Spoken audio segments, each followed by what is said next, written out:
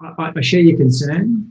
We are doing active research into this, so that's been another thing that concerned us early, and in particular, reductions in screening rates, and this information's been in the public forum, I think is something that's been a big concern, because at some point, these patients are going to need help. They're going to come to clinical attention, and so there's two parts to that surge, and one of them might be, higher rates of COVID infection, but also higher rates of new cancer diagnoses and at later stages. So I think both of those surges are real.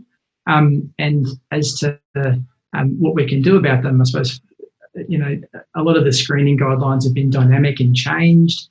I think clearly there's been regional variation into how people have adapted their practice patterns, and that's been something that everyone's had to manage in their own microclimate. But I know locally we're working to try and make sure we safely continue the clinical care for our patients, but I don't think there's a one-size-fits-all approach. And so I think you'll get very divergent answers on that, and I think it'll change depending on who you ask and where, which I'm sure is what we've found. So I do think it's an issue, and I think that's something people are, there's going to be more literature and people are going to be aware of.